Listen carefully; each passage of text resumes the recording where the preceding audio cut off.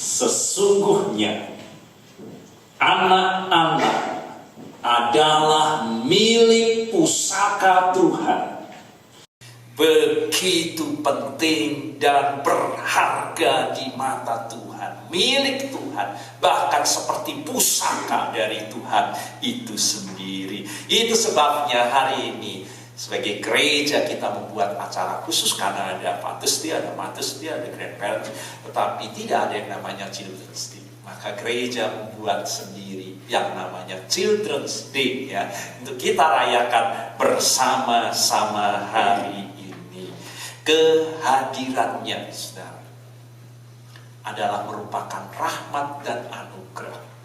Tetapi lebih lanjut kalau kita lihat di Mazmur 127, bukan hanya dikatakan dia berharga di mata Tuhan, penting di mata Tuhan, dan yang kedua adalah rahmat dan anugerah, tetapi masuk ke ayat yang 4 kita diingatkan juga menuntut tanggung jawab buat kita semua, teristimewa orang tua dan tentu juga kita sebagai gereja bersama-sama.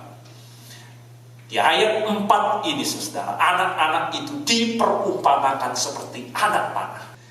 Dan di sini dikatakan seperti anak-anak di tangan para pahlawan. Itu berarti pemanah itu adalah pahlawan. Dan siapa pemanah itu? Tidak lain adalah Tuhan itu sendiri. Bukan anak panah itu sendiri maunya kemana. Lalu siapa orang tua itu dalam perumpamaan ini? Orang tua adalah seperti busur panah yang harus memberikan dirinya dipakai oleh Tuhan, ada di tangan Tuhan, supaya Tuhan yang merentangkannya dan meluncurkan anak panah itu di dalam sasaran, dan sasaran itu berasal dari Allah itu sendiri. Itu perumpamaan yang dipakai di dalam Mazmur 127. Jadi saudara, mari kita dalam rayakan Children's Day ini, kita menyadari bersama anak adalah anugerah Allah. Tetapi sekaligus juga hari ini kita sadari juga merupakan amanat. Bukan hanya anugerah, tetapi juga amanat dari Tuhan yang membawa pesan dari Allah berupa sebuah perintah dan kewajiban bagi setiap orang tua untuk mengajarkan kebajikan dan kebijaksanaan, yaitu menumbuh kembangkan anak-anak yang milik Tuhan itu agar menjadi insan-insan yang hidup di dalam kasih dan berlimpah di dalam kebajikan. Tetapi hari ini, saudara, kita berbeda dengan dunia. Tidak demikian artinya bagi Tuhan. Alkitab mengajarkan justru sebaliknya. Maka mari kita pahami apa yang ajarkan Alkitab mengenai kebijaksanaan itu. Apa itu bijaksana? Kalau orang disebut bijaksana dalam kamus itu diartikan selalu menggunakan akal budinya, menggunakan pikiran sehatnya, berdasarkan pengalamannya dan pengetahuannya. Jadi orang bijaksana adalah orang yang berilmu, ya, tahu, tajam pikiran, pandai, cermat. Itu menurut kamus. Cakap bertindak apabila menghadapi kesulitan. Kata ini disinonimkan dengan arif. Artinya cerdik, pandai, berilmu, tahu, tajam pikirannya. Dari itu menurut Kamus Besar Bahasa Indonesia, sesuai dengan apa yang dipahami dunia mengenai bijaksana. Dan berapa banyak kita orang Kristen yang hanyut dalam falsafah dunia ini, sehingga fokus kita kepada anak-anak lebih kepada segenap daya dan upaya kita yang kita curahkan agar anak-anak kita itu menjadi cerdik, pandai menurut ukuran dunia, seperti Kamus Besar Bahasa Indonesia. Saudara, mengusahakan bagaimana anak-anak kita itu pandai, cerdik dan pandai. Namun saudara, Hari ini firman Tuhan memperingatkan kita betapa berbahayanya bagi iman kita apabila kita memahami kebijaksanaan itu seperti dunia memahami. Alkitab, saudara, mengajar kita untuk memahami kebijaksanaan justru secara berbeda. Alkitab mengingatkan kita, celakalah mereka yang memandang dirinya bijaksana. Seperti Kaus tadi, berasal dari pengalamannya, saya ini punya banyak pengalaman, saya ini pandai, saya punya banyak pengetahuan, dan menganggap dirinya pintar. Saya lihat di Yesaya pasal 5 ayat 21. Celakalah. Dan banyak kita orang tua tidak menyadari bahwa kita mengajarkan banyak falsafah kepandaian dunia, tetapi pada akhirnya akan membawa rubuhnya damai dan sejahtera dalam kehidupan kita. Manusia berusaha keras untuk menjadi bijak atau memiliki kebijaksanaan menurut duniawi, yaitu pandai, cerdik, modern. Semakin petah lidahnya, semakin pandai membantah orang, termasuk membantah orang tuanya, merasa bahwa dirinya hebat dan pandai menurut ukurannya. Padahal Alkitab, saudara, mengajarkan yang sebaliknya, yaitu kepada kesetiaan kepada kebenaran lama, yaitu kebenaran yang datang dari Tuhan. Mulai dari tahun 1800-an, ada seorang yang mempengaruhi budaya seluruh dunia. Namanya adalah, dia dianggap sebagai filsuf, yaitu Ralph Waldo Emerson. Kalau saudara belajar filsafat, saudara, Ralph Waldo Emerson ini memimpin suatu gerakan filsafat yang baru, yang dikenal dengan transendentalisme. Transenden. Dulu kita menganggap yang transenden itu adalah Tuhan, kan? Tetapi dengan filsafat baru mulai dari tahun 1800-an, Ralph Waldo Emerson mengajarkan transendentalisme itu artinya menentang kebenaran lama yang saya katakan tadi, bahwa kebenaran itu berasal dari Tuhan. Sebaliknya menyatakan bahwa kebenaran berasal dari pemahaman pribadi. Emerson menulis demikian, dengan meyakini pikiran Anda sendiri, percaya bahwa apa yang benar bagi Anda dalam hati Anda itu benar bagi semua manusia. Jadi berasal dari dalam diri kita, harus benar buat orang lain juga. Itulah yang disebut jenius. Dan dalam penilaian Alkitab, orang yang demikian ini bukan orang yang bijak, tetapi orang yang menganggap dirinya bijak.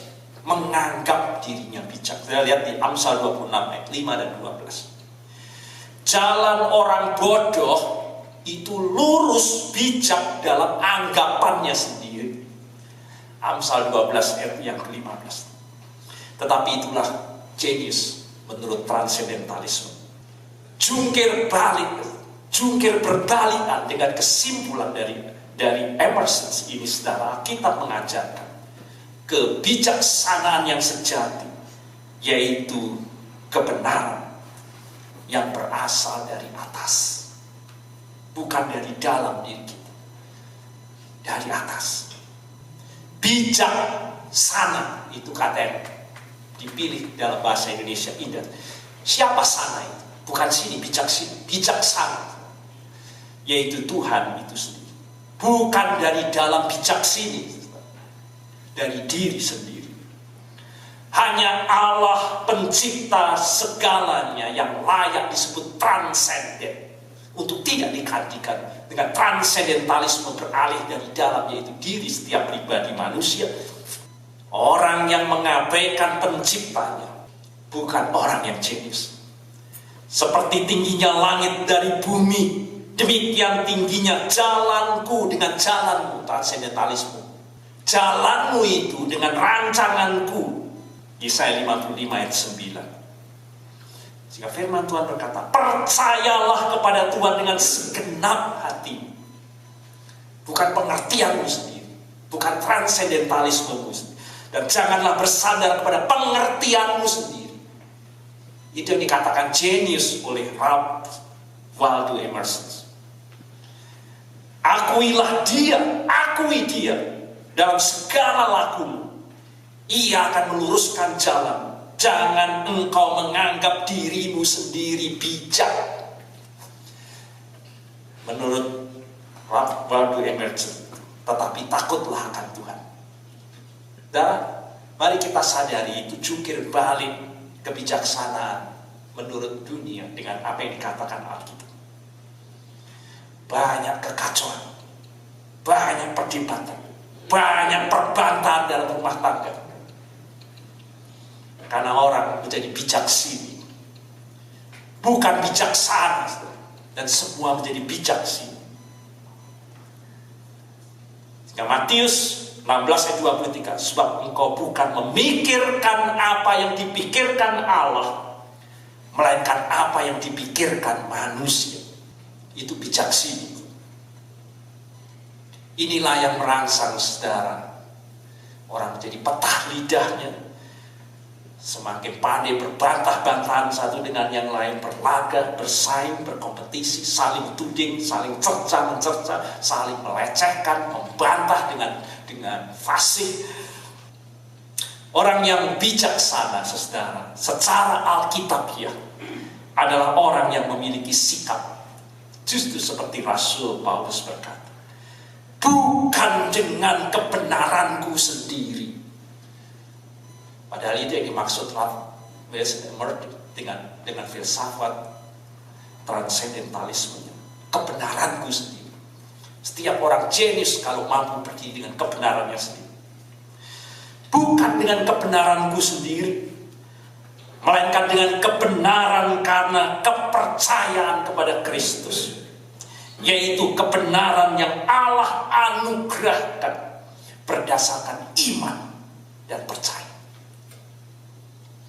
Itu yang dimaksud bijaksana di dalam firman Tuhan. Filipi pasal 3 ayat 9. Maka Rasul Paulus berkata, kami menawan segala pikiranku sendiri. Karena bukan dari dalam diri kita sendiri. Aku menawan segala pikiran dan menaklukkannya kepada Kristus. Itu bijaksana. Kebijaksanaan itu ada di atas. Dan kami siap sedia dalam pimpinan. Yakin saudara bahwa yang bodoh ini dikatakan di dalam kepada Korintus karena dia dianggap tidak jenius lagi dengan sikapnya seperti itu.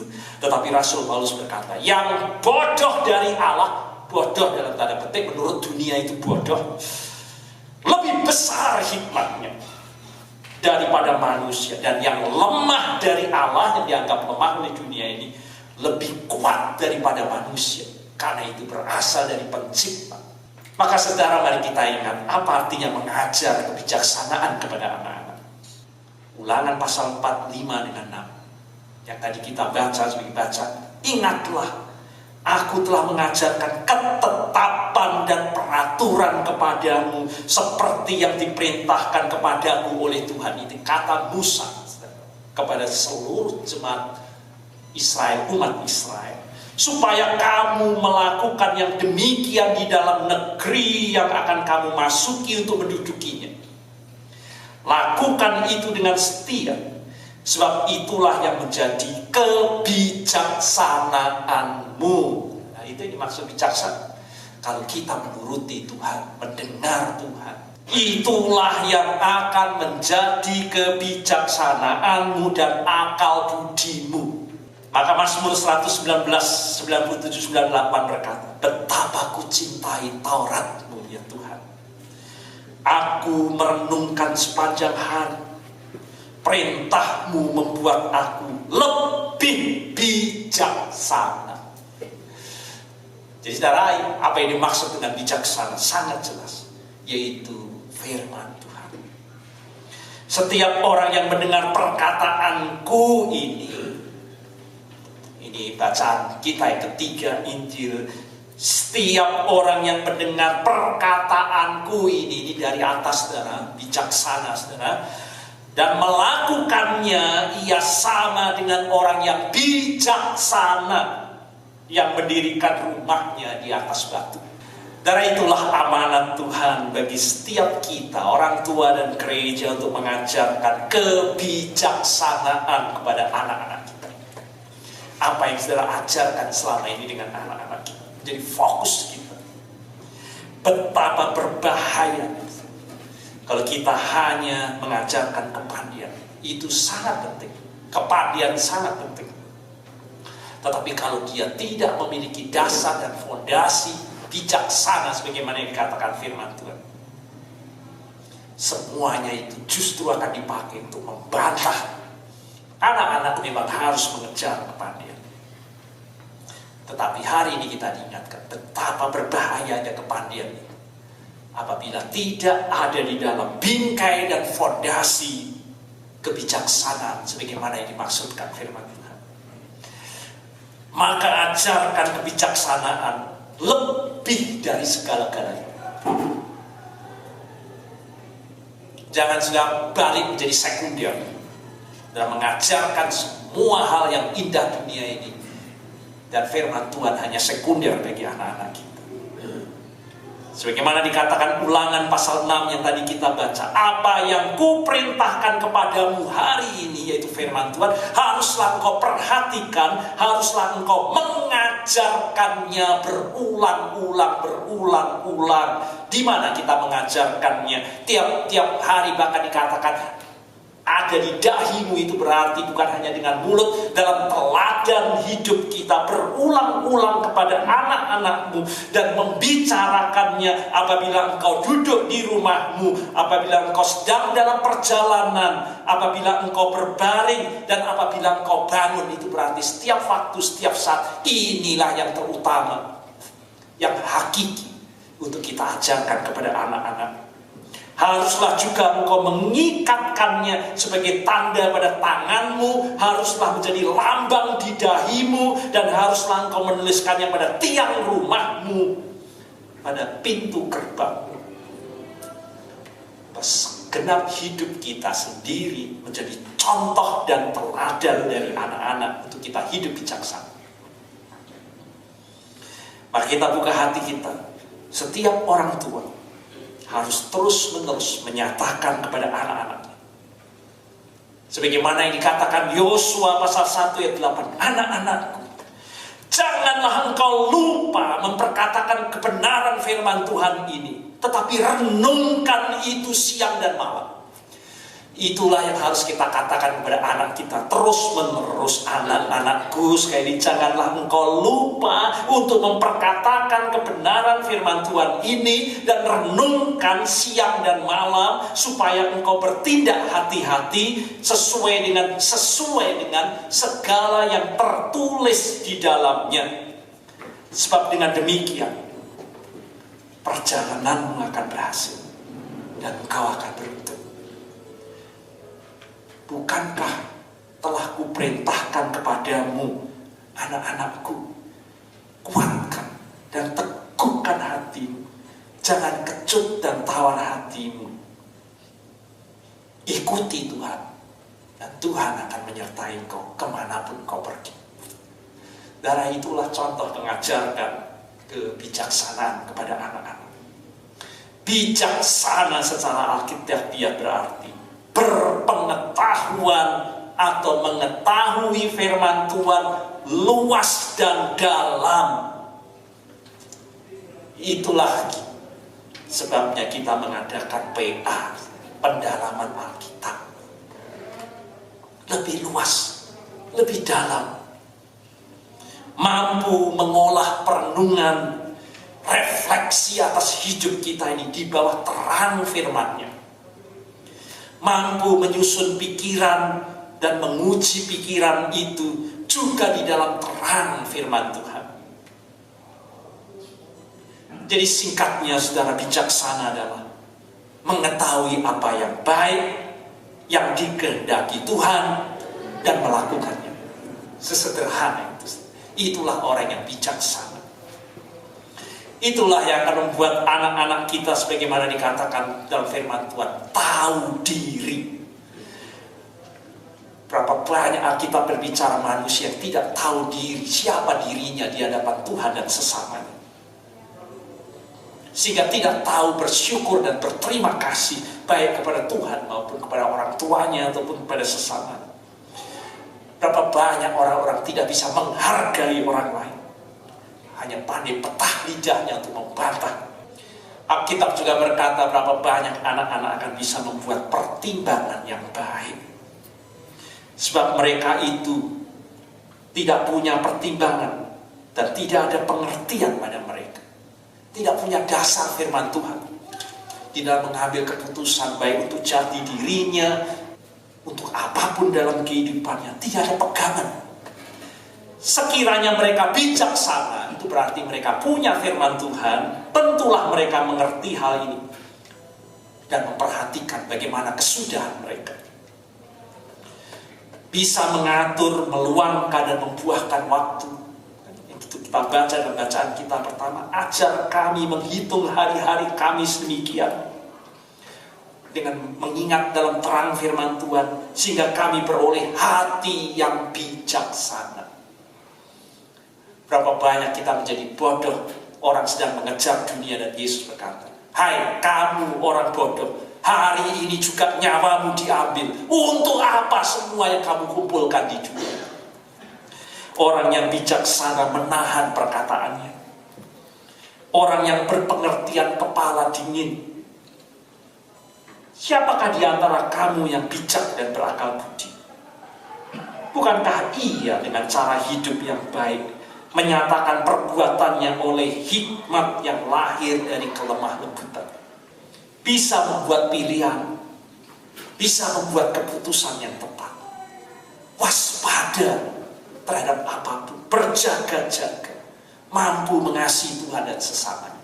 Itulah buah yang akan keluar dari setiap kebijaksanaan. Maka saudara, mari kita terima anugerah Tuhan anak-anak. Tetapi sekaligus juga hari ini kita diingatkan amanat Tuhan dari kita semua untuk kita lebih bersungguh-sungguh mengajarkan kebijaksanaan ini. Apabila kita sungguh-sungguh mengajarkan kebijaksanaan, dengar, ini janji Tuhan buat kita semua. Janji Tuhan yang akan menyukakan hati kita semua. Anak yang bijak sesuai dengan Alkitab. Anak yang bijak karena kita mengajarkannya. Mendatangkan sukacita kepada ayahnya. Tetapi anak yang bebal adalah kedukaan bagi ibunya. Berapa banyak saudara yang sedang mengalami hal seperti ini? Dan saudara lalai mengajarkan kebijaksanaan kepada anak-anak saudara. Anak yang bijak menggembirakan ayahnya, tetapi orang yang bebal akan menghina ibunya. Amin.